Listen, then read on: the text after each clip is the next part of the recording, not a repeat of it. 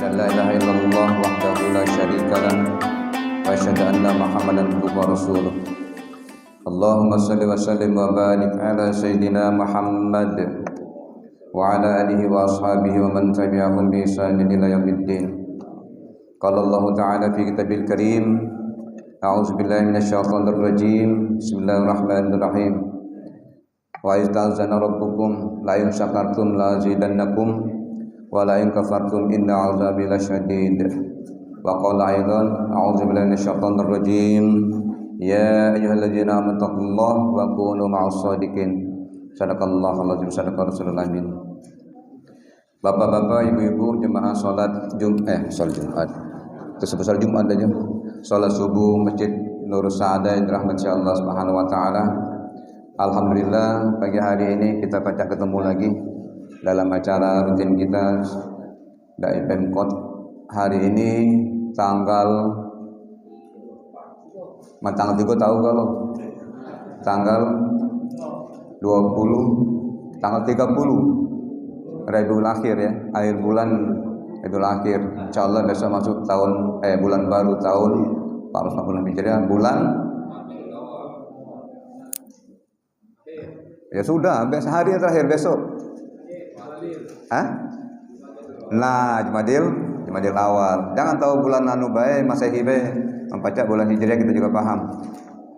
Alhamdulillah pada pagi hari ini kita bisa bertemu kembali dalam kegiatan Dai Pemkot Kota Palembang, dan di kesempatan pagi hari ini saya tidak banyak menyampaikan.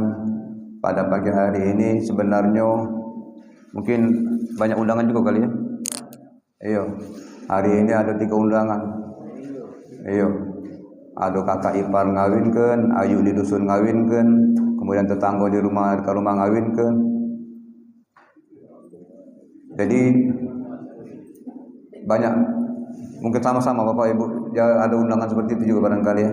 Tapi mudah-mudahan walaupun banyak undangan, insyaallah barokah kita akan melimpah dari Allah Subhanahu wa taala. Di kesempatan pagi hari ini saya hanya berikan gambaran kepada kita, siapapun kita, Bapak Ibu, termasuk saya pribadi, kita berusaha untuk mengangkat suatu kisah materi tentang masalah betapa pentingnya kejujuran dalam kehidupan kita ini. Dalam sejarah kita kenal khalifah yang menggantikan Sayyidina Rasulullah Muhammad sallallahu alaihi wasallam. Pertama Abu Bakar, kedua Umar Ibn Al-Khattab, ketiga Utsman bin Affan, keempat Ali bin Abi Thalib.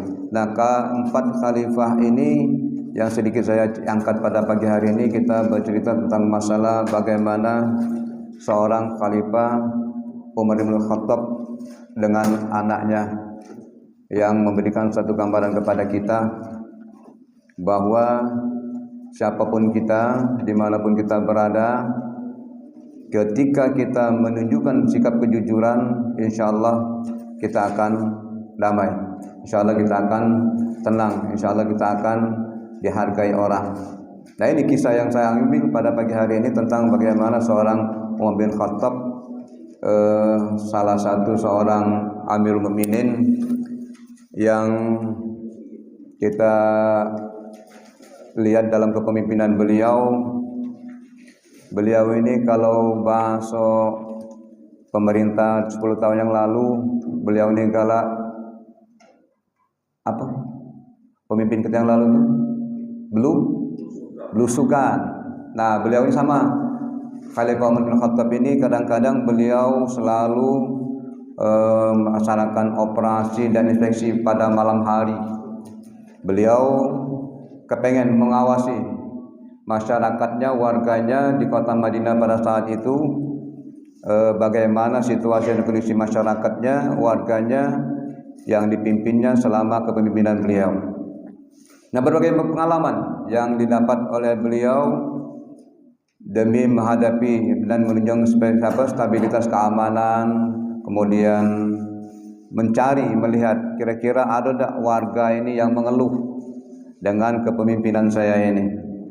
Jadi yang jelas ketika kepemimpinan Khalifah Umar bin Khattab, beliau ini dipilih secara aklamasi oleh para sahabat, bukan aku yang bakal menggantikan Abu Bakar, tidak seperti itu, tapi aklamasi dari para sahabat sehingga Umar bin Khattab terpilih menggantikan Abu Bakar untuk menjadi pemimpin pada saat itu. Yang jelas ketenaran dan pujian tidak pernah diharapkan oleh Abu Bakar oleh Umar bin Khattab dalam melaksanakan tugasnya, selain dia berusaha untuk melayani masyarakat, dan satu yang paling beliau harapkan untuk mencapai ridha. Nah, itulah yang kita harap kepemimpinan kita macam itu, Pak. Itu yang kita harapkan seperti sekarang ini. Wallahu alam. Tapi kalau melihat kepemimpinan kita sekarang ini, pro dan kontra itu tetap ada. Sekarang ini jajaran kepengurusan itu lebih banyak lagi misalnya. Maka ada yang mengatakan caknya lebih banyak lagi bakal uang negara yang tercecer keluar. Wallahu alam, gitu, tidak tahu. Yang jelas itu saja ya. Nah, seperti pada malam biasanya Sayyidina Umar ini berjalan. Udara di kota Madinah dingin, Pak. Pada malam hari, dinginnya bukan main. Nah, ketika itu beliau berjalan menyelusuri perkampungan yang berada di kota Madinah. Setelah berjalan, biasa namanya berjalan itu pasti capek, letih. Akhirnya beliau berhenti pada suatu tempat. Nah, berhenti pada suatu tempat inilah beliau, ya karena sudah tidak muda lagi fisiknya, sudah agak lemah. Akhirnya beliau berdiri di salah satu rumah warga. Nah, sangat berdiri di salah satu rumah warga ini, beliau menyadarkan tubuh tadi. Banci kita tuh ya bersender, saking keletihnya yang ditemani oleh temannya Aslam itu. Nah, di tengah-tengah beliau lagi istirahat itu terdengar suara seorang ibu dengan anak gadisnya. Terjadilah dialog antara ibu dengan anak gadisnya ini. Umar dengan Aslam tadi mendengar, ya kan udah jauh, bergeser antar dinding rumah, beliau anak ibu tadi dengan anak putrinya di dalam, Sayyidina Utsman dengan Umar dengan Aslam tadi di luar. Terdengar dialog itu. Apa dialognya? Buat bahasa Indonesia supaya mudah. Kata ibunya, "Nak, campurlah susu itu dengan banyu supaya kita jual besok, pacak dapat untung." Itu omongan ibunya dengan anaknya. Campurlah, tak apa-apa susu itu dengan banyu sedikit, Jadi kalau kita agak kelihatan banyak banyunya, apa susunya, yang banyak susu itu kita pacak ada keuntungan. Apa jawabannya? Demi Allah, Bu, saya tidak akan mau mencampur susu kita ini dengan air. Karena apa? Karena Khalifah pernah mengatakan, barang siapa yang melakukan ini pasti akan ketahuan suatu saat. Walaupun Khalifah tidak melihat, Allah akan tahu. Oh, jembaknya akal pasal kita nih, cak hebatnya kau ini. Iya. Siapa yang melihat ini? Dah kasih. Dah mungkin Sayyidina Umar datang melihat kita malam hari pagi ya kan, subuh-subuh macam ini dan melihat gitu. Kita yang rakyat miskin. Uji anaknya, ibunda, walaupun Sayyidina Umar tidak melihat kita, tetapi Allah melihat kita. Itu satu kalimat, Pak, Bu. Ya. Satu kata yang sulit untuk kita ungkapkan, tapi sangat luar biasa diucapkan oleh seorang anak miskin yang berada di kota yang sempit, yang kota yang sepi, tetapi kejujuran seorang anak wanita inilah yang menjadi satu perhatian bagi Sayyidina Umar tadi. Jadi melihat hal demikian, kata beliau, Umar tidak tahu banyak juga yang melakukan ini. Bukan kita banyak, yang lain-lain itu juga seperti itu. Tapi kata anak, jangan, Bu, biarkanlah orang seperti itu. Kalau bisa kita jangan seperti itu. Nah, dalam kalimat itu Sayyidina Umar tadi bingung dan tanpa disadari keluar banyu mata beliau mendengar kalimat dari anak perempuan tadi. Kenapa? Karena anak tadi sudah sanggup berkata jujur kepada dirinya, menasihati ibunya, jangan sampai terjadi hal-hal yang merugikan orang lain. Nah, kejujuran itulah terdengar di Khalifah Umar bin Khattab, ucapan seorang gadis Nah dengan melakukan ucapan seperti itu, ibunya terdiam. Nah pas ibunya diam inilah akhirnya Sayyidina Umar setelah mendengar tadi dengan aslam tadi balik. Pas balik langsung menuju ke masjid, sholatlah mereka berjamaah dengan para sahabat-sahabat tadi. Selesai sholat berjamaah macam kita inilah, dikumpulkannya para sahabatnya, hari ini saya akan mengunjungi satu tempat bersama anak saya. Jadi silakan kata para sahabat. Akhirnya apa? Sayyidina Umar balik ke rumah ngomong dengan anaknya. Salah satu anak beliau yang bernama Asim, pagi ini kita bawa makanan yang ada dalam rumah kita ini berupa gandum dan sagu dan makanan lain.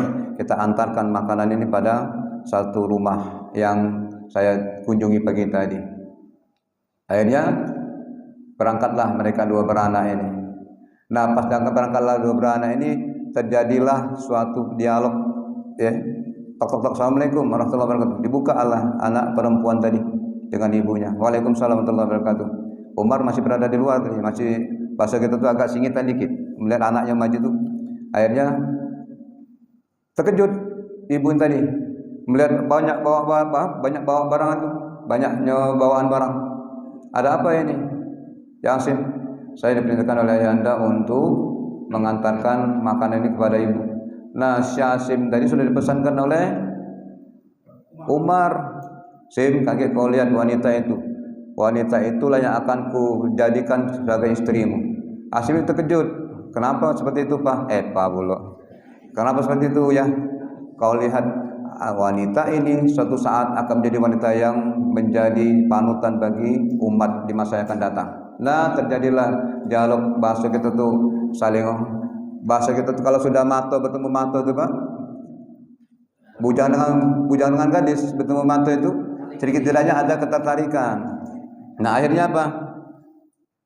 Kata Sayyidina Umar, masuk, aku mendatangkan anakku ini untuk melamar anakmu. Bayangkan Pak, pemimpin pada masa itu termasuk orang yang disegani tiba-tiba datang melamar rakyat miskin. Terkejut tak? Terkejut. Bahasa kita tuh terkerapa. Ketahu ya Dedi. Tahu arti terkerapa. Terkerapa, terkejut. Karena terkejutnya itu tidak menyangka seorang khalifah yang memimpin kota Madinah pada saat itu mau melamar anaknya yang rakyat biasa, yang miskin lagi untuk dijadikan bukan bini, menantu.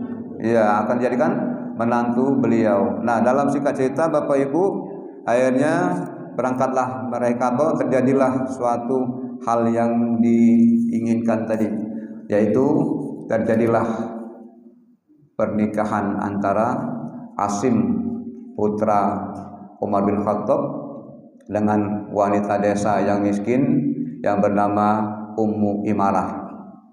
Ada yang mengatakan sejarah Ummu Amarah, tapi sejarah yang saya baca lebih banyak mengarah ke Ummu Imarah, anak ibu tadi. Nah, menikahlah mereka. Setelah mereka, singkat cerita ini, dipersuntinglah gadis penjual susu tadi, dan jadilah mereka suami istri. Dari suami istri inilah Umar bin Khattab mendapatkan anak keturunan dari beliau itu Abdullah bin Marwan.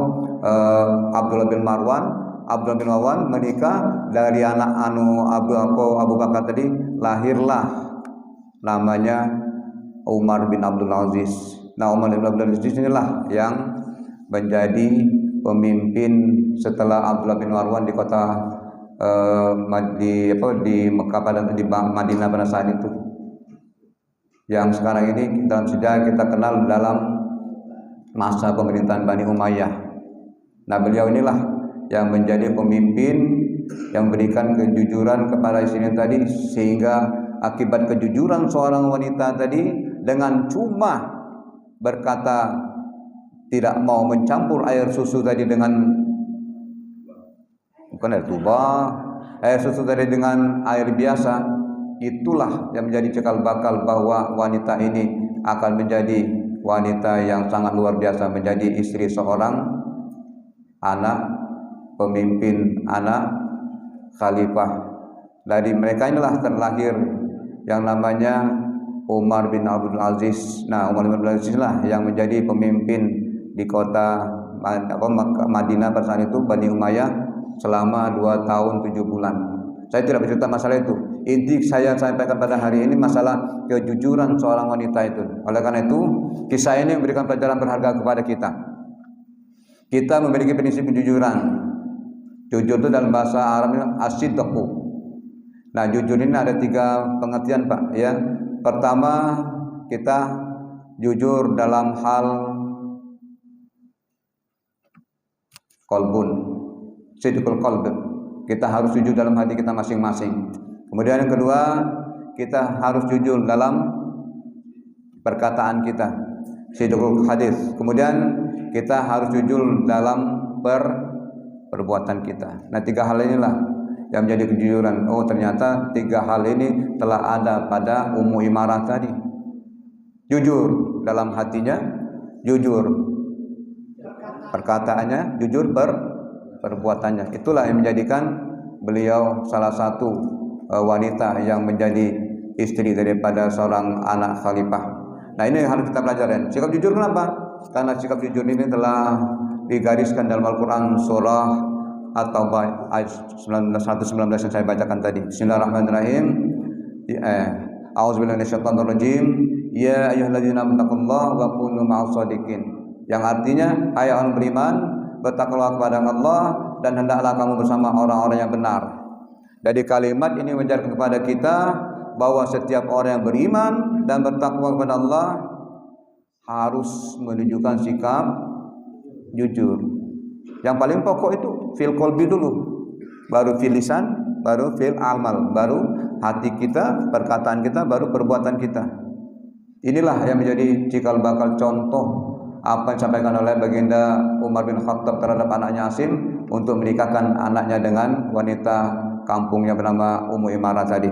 Nah, ini yang jadi permasalahan bagi kita. Sekarang berdasarkan kisah yang kita kisahkan secara singkat ini bisa kita simpulkan. Kenapa? Yang namanya kejujuran sangat penting dalam kehidupan kita. Sekali lagi saya katakan, yang namanya kejujuran sangat penting dalam kehidupan kita. Karena kejujuran, kalau kita ambil bahasa uang berjualan itu, pasti ada keuntungannya bagi kita. Sangat bermanfaat bagi kita. Kenapa? Dalam hadis dikatakan bahwa orang yang jujur itu akan mengantarkan kita kepada surga. Bagaimana Rasulullah mengatakan? Kata Rasulullah dari Abdullah bin Mas'ud radhiyallahu an, Rasulullah pernah bersabda, kata Rasulullah, hendaklah kalian berlaku jujur, karena kejujuran membawa kepada kebaikan, dan kebaikan akan mengantarkan kita kepada surga. Dan apabila seorang selalu berkata jujur dan tetap memilih jujur, maka dia akan catat di sisi Allah sebagai orang yang jujur. Dan sebaliknya, jauhilah perbuatan dosa, perbuatan dusta, karena dusta akan membawa seseorang kepada kejahatan, dan kejahatan akan mengantarkan seseorang kepada neraka. Dan jika dia senantiasa berdusta dan memilih kedustaan, maka dia dicatat Allah sebagai seorang pendusta selama-lamanya. Nah, jadi ada duanya lah cuma jujur, Nah, balik kepada diri kita masing-masing. Wallahu a'lam, aku udah baca jawab. Tetap kita akan berusaha bagaimana kita menjadikan diri kita ini fil qalbi kita, fil lisan kita, fil amal kita dalam keadaan kalau bisa selalu dalam keadaan jujur. Kenapa? Itulah tadi. Kejujuran pasti akan membawa kita kepada surga. Kemudian yang kedua, orang yang jujur biasanya raut mukanya tenang, adem, tidak terasa gerusuk, tidak pecah, bahasa kita tuh rai sangar itu. Kenapa? Dengan kejujuran dia memiliki ketenangan. Dengan kejujuran dia memiliki prinsip akan hidup tenteram. Kenapa? Karena orang yang terbiasa jujur itu dia akan menghindari dirinya dari perbuatan-perbuatan ataupun perkataan-perkataan bohong. Iya. Kita tidak akan merasa terbebani kalau kita merasa jujur. Walaupun kadang-kadang kejujuran itu bisa diselewengkan orang. Kita baik, orang katakan kita tidak baik, katakan baik. Itu sudah manusiawi kita. Tapi dalam kehidupan sehari-hari, saya katakan tadi 3 hal itulah. Kita harus fil qalbi kita, fil lisan kita, fil amal kita. Siapa yang mengendalikan? Pribadi kita masing-masing. Orang lain itu akan melihat kita. Kalau kita bisa dengan orang lain dalam keadaan seperti itu, fil qalbi kita, hati kita, perkataan kita, perbuatan kita baik, orang percaya, orang ini termasuk orang bagus ini, orang baik, orang bagus. Tapi kalau sudah kerasa kerusuk nas kendak baik, orang sudah akan menilai. Tentu orang pasti akan menjauh. Tapi kalau kita baik, insya Allah, bahasa orang itu dimanapun kita berada, pasti kita akan dihargai, akan dipandang orang, akan dihargai orang. Nah, kemudian yang ketiga, kejujuran ini pasti disukai oleh setiap manusia. Siapapun, saya katakan tadi, ini pernah dikisahkan. Abu Sufyan pernah ditanya oleh para sahabat. Salah satu sahabat bertanya, "Ya Abu Sufyan," ini bahasa saya supaya mudah dipahami saja. "Ya Abu Sufyan, bagaimana kau bisa melihat Nabi Muhammad itu manusia jujur?" Pada waktu itu Nabi Muhammad masih berada di bawah 40 tahun, belum menerima wahyu. Tetapi dari dia anak-anak, kanak-kanak, anak-anak, remaja, sebelum beliau mendapat wahyu, itu Nabi Muhammad sudah menunjukkan 3 hal tadi. Fil qalbinya, fil amalinya, fil lisannya, itu sudah menunjukkan. Sehingga pada saat itu banyak masyarakat mengatakan bahwa Muhammad itu orang yang baik, orang yang jujur, orang yang terpercaya. Sebelum mendapat informasi bahwa Nabi Muhammad mendapatkan wahyu, beliau telah mendapat julukan oleh masyarakat Mekah dan Madinah pada hari itu dengan sebutan Al-Amin. Belum beliau mendapat wahyu, masyarakat Mekah, masyarakat Madinah pada saat itu sudah mengatakan bahwa Muhammad adalah seorang Al-Amin, sehingga di sekitarnya orang percaya kepada Nabi Muhammad SAW. Kalau bahasa kita tuh kalau nak pergi begitu, ngomong dulu dengan Nabi Muhammad, "Ya Allah, ya Muhammad, kami permisi, kami izin ini, tolong titip ini, tolong jaga ini." Itu semua dilaksanakan oleh beliau. Makanya kalau sudah barang dititipkan, pasti baliknya utuh. Itu namanya dititipkan. Kalau barang dititipkan baru ada sebagian hilang, bukannya amanah, namanya khianat. Kalau ada barang yang sudah dititipkan, ada separuh, ada satu barang kita titipkan, tinggal separuh, juga tidak jujur ini. Itu sudah pengertian bagi kita bahwa Nabi Muhammad SAW sebelum diangkat menjadi Rasul, beliau sudah mendapat julukan Al-Amin. Nah, dalam praktik kita sehari-hari, Bapak Ibu, inilah yang harus kita jadikan, bahwa kejujuran harus kita kita laksanakan dalam pribadi kita masing-masing, dalam keseharian kita masing-masing. Jadi tidak heran kalau seandainya ketika Asim menikahi gadis yang direkomendasikan ayahandanya Umar bin Khattab tadi, ya, gadis tersebut sudah benar-benar menjaga amanah, kemudian sebagai seorang istri sekaligus sebagai seorang ibu yang mampu mendidik anaknya, mampu mendidik keluarganya, kemudian membina keluarganya, memberi makan anak-anaknya dengan halalan thayyibatan tadi, sehingga anaknya lahir yang bernama Abdullah bin Abdul Aziz tadi menjadi seorang pemimpin. Nah, ini gambaran kepada kita bahwa siapapun kita, dimanapun kita berada, sikap kejujuran tetap harus menjadi prioritas dalam kehidupan kita. Dimanapun kita berada, dalam keadaan bagaimanapun juga, kita harus menunjukkan sikap jujur dalam kehidupan kita. Kenapa? Insya Allah, kalau sikap jujur sudah dikatakan tadi akan membimbing kita untuk hari kiamat nanti akan masuk surganya Allah Subhanahu wa taala. Nah, inilah Bapak Ibu yang bisa kami sampaikan bagaimana keistimewaan Abdullah bin Aziz ini. Beliau pada waktu memimpin itu sangat menekankan masalah pembangunan di daerah-daerah mereka beliau itu. Kemudian beliau memberi bantuan kepada masyarakat-masyarakat yang memang perlu bantuan. Nah, kabarnya kita ini dapat bantuan juga, kakek. Makan gratis. Tapi kabarnya 2009. Nah, bayangkan makan gratis gitu, kakek. Cuma kapan kita merasukannya itu? Wallahu alam. Tapi yang jelas tidak baca kita mau itu. Biarlah. Yang jelas prinsip baik dari pemerintah itu harus kita dukung walaupun telat datangnya. Kami dari guru juga kabarnya bakal dapat bantuan 2 juta setiap bulan. Saya tidak cerita sekarang ini. Tapi kabar-kabarnya lalu kalau guru-guru yang bersertifikat yang dapat kekasihan guru honor, gaji dari sekolah kecil, apalagi tidak dapat honor, tidak dapat dari sertifikat, akhirnya kasihan juga guru. Apalagi sekarang ini banyak anak-anak berkelahi, jadi permasalahan, guru membela, guru yang masuk penjara. Nah, itu banyak permasalahan-permasalahan sekarang ini yang menjadi prioritas bagi kita. Tapi yang penting Bapak Ibu, dalam kehidupan kita sehari-hari, kita kembalikanlah pada diri kita masing-masing 3 hal tadi. Mari kita sidqu fil qalbi, sidqu fil amali, sidqu fil lisani, ya. Kita jujur dalam hati kita masing-masing, kita jujur dalam perkataan kita masing-masing, kemudian kita jujur dalam perbuatan kita masing-masing. Bagaimana kita? Mulailah fin nafsi, diri kita masing-masing. Terlambat tidak terlambat tidak. Tidak ada kata terlambat kalau kita mau mencoba. Termasuk saya pribadi, bukan pacak ngomong luar ini. Dia tidak macam itu. Nah, kan dah lemah saya. Bukan dah lemah saya, dah enak saya. Kalau dilakukan insyaallah dimanapun kita berada, tetap saling tegur sapa, tetap saling mengingatkan, tawasau bil haq, tawasau bis sabr. Mudah-mudahan tausiah singkat pada pagi hari ini berikan gambaran kepada kita.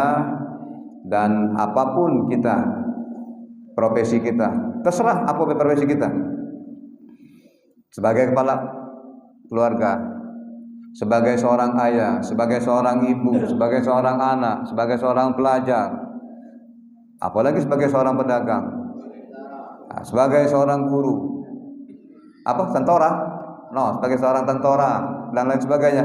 Paling pokok kita dapat menerapkan sikap jujur dalam kehidupan kita sehari-hari. Minimal kita usahakan untuk fil qalbi fin nafsi, diri kita masing-masing. Kalau diri kita masing-masing semuanya seperti itu, insyaallah baldatun thayyibatun wa rabbun ghafur akan bisa kita raih. Bapak Ibu, ini saja yang dapat saya sampaikan di kesempatan pagi hari ini. Sebab pagi hari ini aku di jam 7 ini jadi saksi nikah pula ini. Sebelum saksi nikah suruh ngaji pula di gedung wanita di Raja Wali, kakak ipar. Rencana dari situ kakek jam 9 jam 10 mau dia lagi ke dusun. Ayu kandung ngawin ke anak. Nah, juga tanu dak badan ini. Insyaallah belah. Pokoknya berusaha supaya badannya tetap sehat. Nah, dengan kawan tetangga itu dak pacak karena dia menikahkan anaknya di Hotel Lembang. Dak pacak nak hadiri. Cuma datang ke rumahnya sudah, alhamdulillah. Jadi ini saja Bapak Ibu yang dapat saya sampaikan di kesempatan pagi hari ini. Dan inti dari apa yang saya sampaikan, mari kita mulailah dari diri kita masing-masing, fil qalbi kita, fil sidqi kita, fil amali kita, untuk kita lakukan bagaimana kita berusaha untuk menjadi orang yang jujur. Insyaallah kejujuran akan mengantar kita kepada surganya Allah Subhanahu wa taala. Ini saja yang dapat saya sampaikan, lebih dan kurang saya mohon maaf, dan saya Ari. Assalamualaikum warahmatullahi wabarakatuh.